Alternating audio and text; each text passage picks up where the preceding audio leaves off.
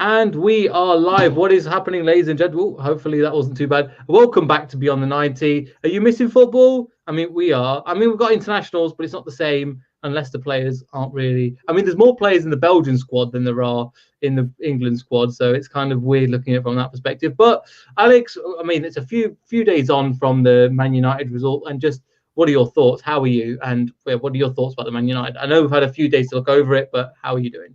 Oh, well, I'm still buzzing. We're going to Wembley, so that's one thing. Secondly, I feel lost. It's kind of funny because, you're so used to watching football and watching Leicester City, every weekend. And we were really spoiled where we got to watch games throughout the week. And now we're sitting here going, there's no football this weekend. But definitely watch the women's game. That's important. We got to watch that on Sunday. And then we have to wait another week, and then we face Man City. So it's weird, to say the least. Yes, it's definitely weird. And what's even more awesome than that, we've got Rich with us again. How are you doing, mate? Hello. We might as well get your company to sponsor our show at this rate. I know. Yes, I know. And also, I'd like to point out, I'm in my girlfriend's car today. So if the car enthusiasts among you realise I'm in a Nissan Micra, please don't judge me. My car's in the having its service, so do all we can. Worry, mate. But just first of all, your thoughts on, obviously we didn't actually hear from you that much during the Man United game, but just thoughts on that in general, because again, what a performance that was. It was incredible. I was just buzzing. It was great. So my stepson is a Man United fan because his dad's a Man United fan. So he just kept coming in and being like, bet we're going to beat you. And then obviously it was 1-0. So then he just came in, saw that it was 1-0. He was like, oh, of course you're winning. Then came in when they were drawing and was just like, yes, here we go. We're going to win. And then went away again. And then when he came back, it was 3-1. He was like, we're not going to win, are we? I was like, no, you're not. And he was like, I thought I heard you screaming. No, incredible performance from everyone. And what a team performance. That's all I could say. It was a clear, I think the lowest anyone may have even dropped at any point in that game was a 7 out of 10. Other than that, everyone was 8s, 9s. It was incredible performance from everyone. It really was. It was just as you were saying, fantastic performance. And then the reason why, again, we've got the three of you, us three together, because we were this time a month ago, the same day. I don't know if you realise, it was the Prague game, the second leg of the Prague, and not to bring it up, but the reason why, obviously, I'll get the results up since we've been from there. So you can see there. So we'll start from Slavia Prague. We beat Aston Villa. Then it was Slavia Prague 2-0 away. Then we went on to the Arsenal game. We got demolished again because as we said, the wheels fell off the wagon. From then, it was kind of, I think we'd all agree it was doom and gloom from there on out. I've just refreshed the page by accident, and it's not appearing now as technology goes. But yeah, so from there, it's gone to much. We've kind of, this was going to be the make and break point, wasn't it, Alex? I mean, this was the point we said, right, galvanize the squad, get together, and then get on with it, because we were nursing all these injuries. We were with all the players that are out of the squad as well.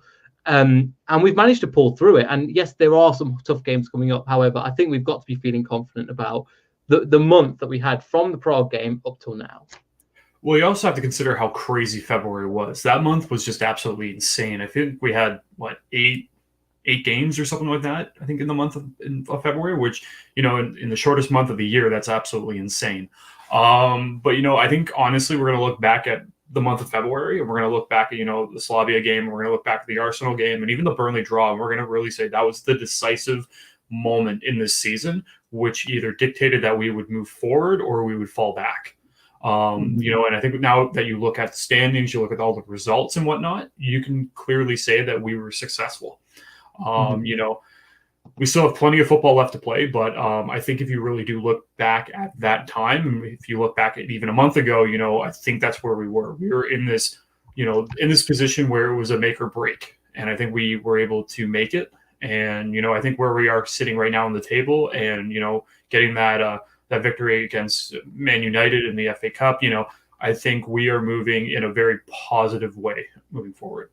Yeah, I totally agree. And again, it's the performances and how they've changed. Again, the results still aren't working at the moment. But however, we've gone from kind of loss to draw to win. And that in such a small amount of time, Rich, with the injuries that we've got. I know I keep bringing it up, but it is incredible. At the time, we were telling people not to kind of pat ourselves on the back too much, but let's be realistic. Let's see the position in the table. Let's see how well we're doing with the squad that we're doing now that we're out of the Europa League. And and towards the end of it, we've seen how much it matters to have one game a week and how much the squad looks refreshed as well. Yeah, exactly. I think there's a few key factors in this, and I think the form of Kelechi Iheanacho couldn't have come at a better time. When Vardy's missing sitters, and when Vardy's missing ones that you would put your house on him scoring, and he's missing the net, let alone hitting the goalkeeper or whatever. Kelechi Iheanacho has just turned it on and become Cristiano Ronaldo, which is amazing. So that's been really helpful, but also the way that Brendan Rodgers has managed his team, and obviously that we've fallen on this where the partnership between Vardy and Iheanacho has just flourished, and obviously Jamie Vardy offers so much more than just goals, and that's the thing where people think that just because I'm saying that he's not scoring, that I'm criticising him and saying get him out of the team. I'm not, because teams play differently when Jamie Vardy's against them, but he's just not what he was last year or anything. So, but for me, we look refreshed every time we go out. We look eager. We look keen. We look like every player's got something to prove. Matt Piper mentioned something where he said, that he thinks Brendan's sort of trying to, because everyone else was blaming injuries. He was just saying, no, we've got to get on with it. That's what it is.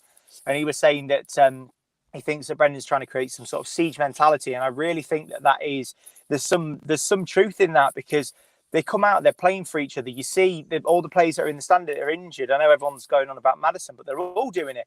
They're all loving it. Whenever we score, whenever something good happens, the whole team is collectively happy, which just shows that it is a team. You're always saying, a few weeks ago, why would I leave Leicester? Why would I go? This is a brilliant club.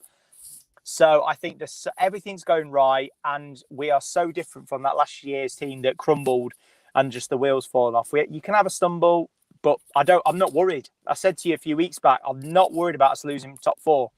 Mm-hmm. And I'm still not worried. And, I know it's easy for me to say that now because we've had a few good results, but I'm genuinely not worried that we're going to lose top four. So we're looking up rather than down. That's the key thing for me. Yes, I think so. And then just another thing, evening, Ian, and I think the other comment I've just read, the Greece season could have fallen apart after the defeats to Prague and Arsenal, but with the injuries mounting up, keep bouncing back from the defeats unlike the end of last season. And it's exactly the point. This could have happened again. A lot of people expected us to happen once again. However, when in this situation, we've always had somebody that's, okay, Jamie Vardy has come out of form a little bit. Then Maddison came up, and then Barnes came up, and they were kind of scoring around about the same number of goals over certain games. Then they've dropped in terms of injury. Then Kelechi Iheanacho has taken that place. So it looks like Alex is always somebody to fill that void. And as somebody's put, Jamie Vardy is just as good as he was last year. He's had surgery. He's just snatched at chancing. I think, again, just one thing. I don't think it's just not happening, and that's okay. Everything else is. I've just seen his avatar of Barnes and Ballon d'Or as well, which is fantastic. But yeah, he had one against Liverpool, and it didn't quite work out. But overall, I mean, it can only be it just shows you that we've got this, again, as Rich was saying, Alex, a siege mentality, that we're coming and we're just going to battle our way through it. And Brendan Rodgers has worked so well this season. It's unbelievable. Yeah, and I think one of the big things that you can really talk about is the fact that the way that Rodgers really, goes, we have injuries, but that's part of the game. The way that he explains that and the way that he comes discusses that is completely different from other managers. I think one of the biggest managers that I think of is Klopp over at Liverpool, and he's always being like, oh, how many players we have out due to injury? It's like, well, yeah. How many players Leicester City has? But, there goes Rodgers being like, injuries are just part of the game.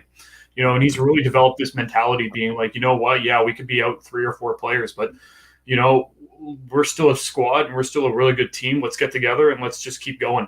And you know what? And this season, I think it's been really clear to show that, if a player is down, there's another player there to pick up the torch. And that's huge. Exactly. Yeah, sorry. but I just wanted to say, about the Jamie Vardy, being as good as he was last year. To a point, his scoring ability, I don't think is there from what it was there last season. But the way that he has really developed into an all-around player, especially at, the later stage of his career, usually I would say you wouldn't normally see this type of change, at his age, and especially at the end of his career it's coming up to the end of his career. But he's been really, really good at, just all around play. His assist contribution and, his play off the ball has just been fantastic this season. And I do believe that, once Vardy gets that one goal, I think we're going to see the old Jamie Vardy back. I think he's just really in his own head right now. Yes, and again, it's all strikers. I think they talk about it's almost a cliche. They say that they're going through some kind of bad form, and that's what it is at the moment. However, it's something that we've known for a while. I mean, as you were saying, Rich, if your stepson is a Man United fan, you could have said, "Oh, a 3-1." You're like, "What? Who are you, Leicester City? Do you think you can come down from 3-1 to win 5-3?" That I just thought of that what you were saying. But yes, because I think it's one of the things where he will come. He is creating chances. He is. And the best thing about Vardy, yes, he's not scoring, but he's not a one-trick pony like people think. He's not just a counter-attack person. He can play on the wings. Like when we were playing, I think when we first came into the Premier League, we were playing 4-3-3, and he was stuck out on the wing, and he was whipping in balls, and he was creating space as well. So obviously, since the 15-16 season, he's known as the counter-attack master. But there's a lot more to his game. And Brendan Rodgers, I was listening to the recent interview, has actually said recently that he's so tactically aware and so tactically advanced in the way he plays as well. Yeah, I think there's so much he adds to the team as a whole. And over the last, there was someone was saying something about. I saw something the other week where someone was saying, "Oh, he's becoming more unselfish and he's setting up." And I was like, well, actually, to be fair, if you look at his previous 3 years, he's always been unselfish. He's always done loads of assists. He's always helped out the team, and he's always making those unselfish runs. So for me, it is just that he's, like I say, the only thing that's dipped off at the moment is his, in front of goal. And, like you say, it might just be that once he gets one, that's it then. Brilliant. And I, honest to God, hope that's the case. Obviously he got that one against Liverpool where it was just an open goal and, just fell on a plate for him. Obviously he had to be there. He had to be challenging for it. But still, a mess up between the defender and goalkeeper like that very rarely happens. So, but he adds so much more to the team than just goals, and he always has. So I think that it's key that he is still a super ridiculously important figure within that dressing room and team on the pitch. So for me, he's done so much for this club. He is an absolute, genuinely a club legend. That legend word gets thrown around a bit too much.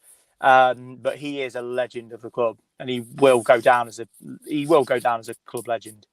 Yeah, I think so too. And arguably, I think BBC Radio Leicester, they did a poll where they were saying who is the greatest ever Fox, and it was, there's the likes of Gordon Banks, and I think Frank Woes, obviously rest in peace, he passed away earlier this week as well. But these kind of players, however, Jamie Vardy is one of them players, and it's what I was kind of saying earlier. Have a evening.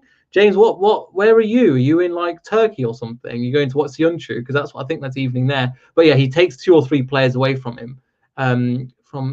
Take them away from Ki and AP. Oh, Kelechi, iheanacho and Jose Perez. Okay, sorry, I didn't quite click but yes, he does. He takes players away, and that's what we're saying in terms of his the way he works at the same time. But yes, it's one of those things. I think he's going to come back into form. I think we'll continue, but we're missing the football at the moment, I think, everybody. But if you do want to get your weekly dose of Leicester City football, Hannah and the LCFC women are playing against Coventry. And if you want a high-scoring game, we heard of 9-0 for Southampton. They were 9-1 at Coventry. So if you want a high-scoring game, potentially, I know Hannah doesn't and Alex don't like to jinx the scorelines, however, but if you want to watch a decent game of football with Leicester City, why not tune into that? It's free. It's on Sunday. So make sure to check out the Beyond the 90 page. There'll be a link there. And also, I think it's live on Facebook as well. Or is it live on the BBC, Alex?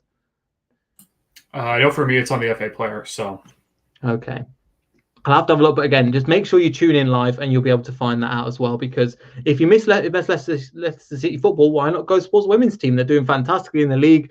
They're flying at the moment. And yes, and if you want to check out some a quick plug for Hannah as well, they have James and Hannah have both interviewed Ian String and Matt Piper, both fantastic interviews. I really recommend you check them out. So anyway, plugging done for this channel. But if you are missing Leicester City football, watch that. There's always something to watch. But yes, I'm just going to go over to a little bit about international duty as well. So obviously, in terms of England, Rich, we've had nobody that's there. Obviously, the likes of probably James Justin, Maddison, and Barnes all have been injured.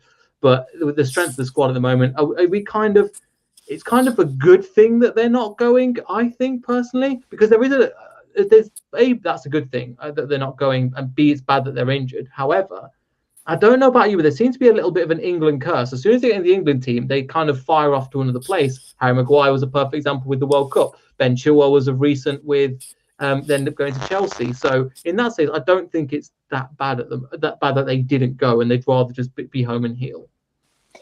Yeah, I think for me, it's a couple of, it's a decent break that Maddison, especially. I know Maddison's anticipated to be back after the international break, so it's great for me. They always talk about Barnes isn't in the squad, or Maddison's not in the squad, or whatever, and I'm always happy when they're not. Not for them, because I know they want to be in the squad, so I feel bad, but I'm happy that they're not, so that they can be sticking back with the club, keeping fit, recharging those batteries, and doing the best. So for me, it's only a positive. The less of our players that end up getting injured by going away and doing international duty, the better. So because that's all I think. To be honest with you, I'm not a fan of international football. I just find it pretty boring nowadays. So for me, whenever they go away, I never watch the games, and I'm not that bothered. So unless there's a Leicester player in, then I will watch it. But for me, I'm always then worried that, God, I hope they don't get injured, or, I hope no one puts a tackle in and, and something happens. And like you say, you don't want them also to get a bit of a big head and, and think, oh, right, now I'm playing for England, I'm going to start getting, calls from elsewhere and onto bigger and better things, like the bench of another club. So yeah, we'll see. But no, it's a good thing. Yes, and just over to you, Alex. Obviously, in terms of England, and I know you support England as well, but it must be a good thing that they're not going. Obviously, I know they're injured, but in terms of that, kind of the same question as Rich. Yeah, no, you know what? Like, I think my biggest concern, especially with this season, is how condensed the season is, and when you're fitting all these international games in between the weeks and whatnot. It's a recipe for disaster. I think that this season, especially, for having players like Barnes and Maddison, they're injured, but let them heal up, let them get back to Leicester as fast as possible. But then on the opposite side, you have players like Yuri and Dennis Pratt and Castagna, who've been dealing with have either dealt with injuries or have just been gassed this season. But we've always discussed on how Tielemans really, if he takes the time off, it takes him 2 to 3 games to get back to where he was. So for Yuri, I have no issue with him playing. I hope that he takes more, he rests at the same time as getting his playing time, because he seems that whenever he takes a break, he takes a while to get back. But overall, I think for me, it depends on the players. And, if they need extra time, this is a perfect time for them to do so. But with, the pandemic still going, quite strong around the world, there is also cause for concern that if one player picks up, this virus, what's it going to do moving forward for the team? And, that's the concern that I have. It's such a tight-knit group, each club. And, once you all mix together to play for your national club, that's, there's worries moving about it. So, it'll be interesting to see what happens, and let's just hope that everybody comes back fit, healthy, and ready to play. Yes, that's what I'm thinking. And the amount of and just kind of on that same point, I'm hoping that they all do. There's currently a weird crisis of third wave going on in the rest of Europe, without getting too much into what's happening. We just hope that everybody stays safe and everybody comes back to us in one piece. I think that's the most we can ask for. In terms of obviously the internationals, the amount of internationals we've got out at the moment is insane. Like, I remember when we first entered the Premier League and we were linked with the likes, when we got the likes of, in my personal experience, the likes of Fuchs and Inler at the time. I just remember thinking, oh, they're international captains for their club. That's so awesome. Now, every single player pretty much is an international. Obviously, Kasper Schmeichel's been an international for a while, but when we've got these players, I was like, great. There used to be only a handful, Rich, in the time. Andy King was one. Patu, I can't remember how to pronounce his name. Harrow Patton. Patanoy, isn't it? Patanoy, yeah. Again, Yeah. I read it and I was like, I can't remember. Again, there was all these, I think, some kits he was, but going back that much amount of time, now pretty much every single person in that Leicester team is an international, and that just shows you how far we've come in such a small amount of time. Oh, absolutely. I remember the other day when Pratt came on, I was just thinking, brilliant. There's the Belgian trio. Fantastic. That's all three of them on. And like you say, even the likes of Cengiz Under, you know what I mean? Like, he's a player that's not going to play for us again, and we're probably going to send him back, with a return postage on him. And he's a Turkey international like Kaglar Soyuncu is. And you've got Johnny Evans, who's still going strong. You've got, it's just James Justin would have got a call up, let's be honest. Yes. And if he hadn't got a call up without his injury, then Southgate is just mad. Then you've got James Maddison, who probably would, at the form he was in before that injury, would have probably got a call up. Harvey Barnes probably got a call up. So, we've got all these players. I mean, if you look through our standard starting 11, they're all internationals. And obviously the only reason Jamie Vardy's not is because he retired and said, I don't want to do it anymore. So, every single one of them, including half our bench, will be playing for internationals, which is incredible. And it just shows the level of talent we are starting to attract. Yes, and again, the quality that is coming in as well. Like, I've got them all written down here. Obviously, we've got a surprise one I'll mention in a bit. But obviously, Tielemans, Pratt and Kasang, we've mentioned for Belgium. Again, one of the top-rated teams. I think the top-rated team in the world at the moment. Yeah, incredible. Then Soyuncu and Under for Turkey, Danny Ward for Wales, Kasper Schmeichel for Denmark, iheanacho and ndidi for Nigeria, Johnny Evans, Northern Ireland, Fofana for the France under-21s. However, it just shows you not that Fofana he's absolutely incredible. However, the France side is going to be insane. That next generation, it's already insane as it is, but they're going to be even more insane because you can't get into that squad. That's unbelievable. Then moving on to like the lower, even then people like ndidi, who's we bought from, I think, is it Vancouver River White Raptors? I can't remember the name. Well, the Vancouver team. Anyway, he's one of the under 17s keeper, and he's called up to the senior squad for USA, which I found out recently. I was like, he's not even got on the bench for Leicester City, and he's already a senior player for the USA team. Unbelievable. You got the likes of Stolarczyk, who's a under 23s regular goalkeeper. He's for the Poland under 21s. Shane Flynn, who's also, we signed a new long-term deal. He's in the under 21s for, I can't remember, I think it's the Republic of Ireland or the Northern Ireland. I can't remember which one it was. I don't want to offend too many Irish people with that one. Then there's the one at the end I've saved. Mendy, who has recently changed, I think, from going from France, who's now gone to Senegal, which again, Senegal are kind of a smaller team. However, they're one of these, every say 10 years or something. There was Ghana, I think about 3 World Cups ago, who went on an amazing run. Senegal could be one of those teams, and he could fit in. However, I was looking at the team, and Idrissa Gueye, formerly of Everton, who was a standout player, them two are going to be fighting for them CDM positions. So that would be interesting to see, because again, they've got obviously Mane is the main one, Ismail Assar, Mendy, the goalkeeper from Chelsea. And yeah, exactly. I was looking through the team. I was like, oh my god. And yes, that's what he said.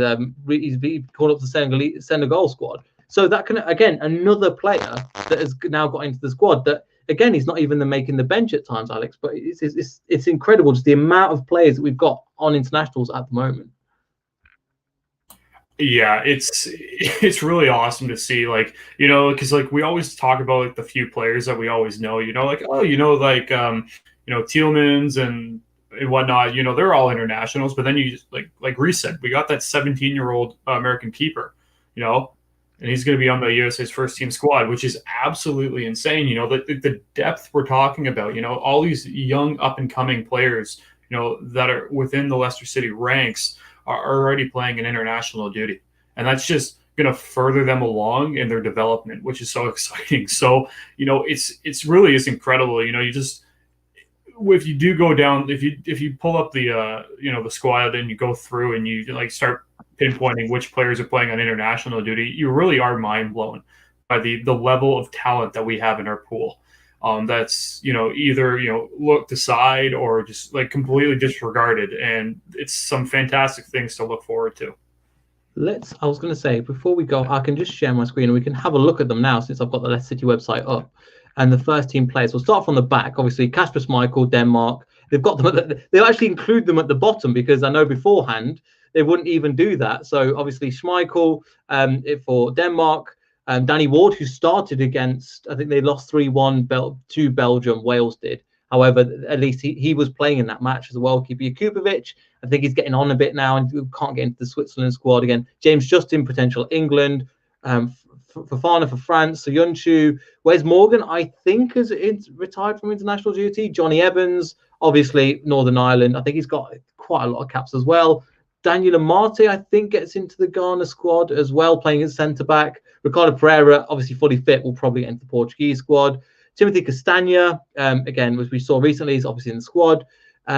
Christian Fuchs, again, ex-international, was the captain, but it looks like he's on the way out of the squad. But we wish him all the best. Absolutely brilliant. He's been. Luke Thomas, again, that position, left-back position, obviously be fighting with the likes of James Justin, won't be. Again, Yuri Tillemans, Belgium, need to say more. James Maddison, Mark Albrighton, again, completely overlooked. Potentially one of the best players never to receive an England call-up at all, in my opinion. Cengiz Under, obviously Turkey. Hamza Chowdhury, potentially if he gets a run in the side, but I can't see him getting ahead of likes of Declan Rice and things. Mendy, obviously Senegal. Wilfred and Ndidi and Pratt. And yeah, front three. My God, we only got three forward. Jose Perez, I can't see starting for Spain. I don't think he's got a call up as well because, again, the Spain squad is immense.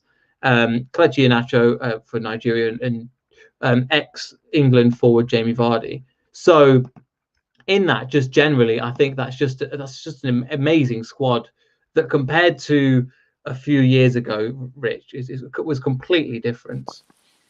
Yeah, that's the thing. I mean, you may have had a few. I wasn't including the England squad as well. Somehow. James, when are you coming over? No, I think there would be some really sort of obscure players that were playing for some obscure countries, and you just feel, and they'd be internationals, and they're like, okay, great. But the likes, like you said, the three from Belgium who are the top rated, international country in the world. It's just incredible. So it just shows the level of, the level of people we're attracting, the quality that we're attracting. Obviously, when we get in the Champions League, that will only increase. So we've got some seriously good times ahead of us. And what a time to be a Leicester fan. What a time to be a Leicester fan. Yeah, it really is. And just in general, there's just so much quality in that squad. And the thing is, they're only going to add to that, in my opinion, Alex. They're only going to add to that in the summer. But it will be fantastic to see what happens, because we'll get on to transfers and hopefully when we officially secure top four and all this kind of thing as well. But the squad in general, to read out all of them and to go through every single player and go, pretty much the majority of them are all internationals for their squad is insane. Yeah, and like you said, if you looked at the the squad a few years ago, you'd be like, a couple players here and there. Now you pull it up and you're like, almost every single player on our squad is either playing in internationals or could very well do so, which is a statement in itself. And as you said, moving forward, I think you can add to that. And that's a whole discussion for a completely other day, because I think the depth of that and, all the transfer rumors and whatnot and all the theories that we could come up with would be so in depth and so ridiculous. We could save that for an entirely other day. But, I really do believe that, what Leicester City and what the owners and what Rodgers has created here is such a incredible thing to witness. Because I don't think, if someone told me, 10 years ago, oh yeah, Leicester City are going to be in the top four this season. They're going to be the only team to not drop out of the top four the entire season, be the only team to do so. Their entire squad would be on internationals or could qualify for them. And by the way, we're going to the semifinals in the FA Cup and we just beat Man United. I'd be like, you're off your rocker. This is not true. Yeah, and it's insane. again, it's one of those seasons. I know at the beginning of the season we predicted it's completely different. We'd barely scrape Europe, and we're doing anything but at the moment. We're guaranteed, well, not guaranteed, but we're close to guaranteeing European football once again, and it's just unbelievable at the moment. And it's just, yeah, what a time to be a Leicester fan. I know it's weird not looking forward to a game of football as in that, Rich, but I think we're definitely in a good place. And yeah, roll on to the next game. I mean, England are playing tonight. I just saw I don't think anything's going to be.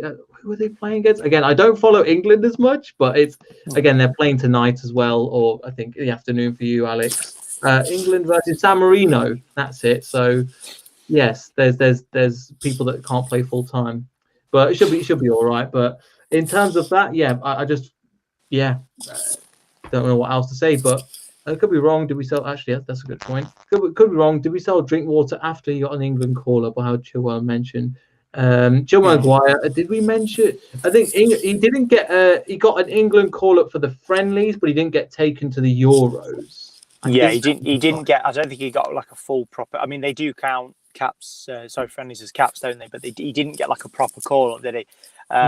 You know, they obviously realised it was a bit of a flash in the pan from him. So yeah, but no. Just quickly, Neil, before you move on, because you forgot to do it, and I want to make sure that we do it. Is that everyone gives this video a like and a subscribe, and then you know. Click the old notification bell so you can see all the things. So yeah, make sure you do that, everyone. Otherwise, I'll haunt you when I die, whenever it happens. So, Rich, being the perfect YouTuber, yes. Otherwise, the channel gets haunted if you don't hit that like button. But yeah. Thank you. Yeah, but again, yeah, thank you once again for everybody for watching. Alex, have you got any final words before we finish? Because again, the top 4 running looks good. The table looks good. We're out of the EFL. We're the EFL Cup. We're out of the Europa League, but still feeling fantastic this season. You know, just keep moving forward. You know, I think we're in a really positive spot this season, and where we are sitting right now on the table, and you know, going to the semifinals, I think. Realistically, this could be one heck of a season. And, you know, you just got to keep supporting them and trusting in Rodgers. You know, Rodgers just completing his 100th career match as the manager. And, you know, he's just been fantastic for this squad. And everyone, don't forget to support the LCFC women's game on Sunday. Don't know what time it is on in the UK. But make sure to check it out. Usually you can find it either on Facebook or the FA Player. And don't forget to follow them on Twitter for all the updates as well. Come on, support on the women.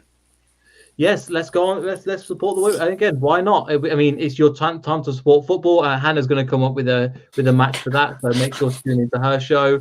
And regarding that, I think we've got one more thing, obviously, that I wanted to say as well is that some news that just came out today. To find it, the Premier League season for the next season will kick off on August 14th and end on the 22nd of May. So again, another sign life is coming back to normal, and that's kind of what we want at the same time. So a bit of positive news as well as the haunting, and we'll see everybody in the next video. So make sure you like, subscribe, all that good stuff, and goodbye.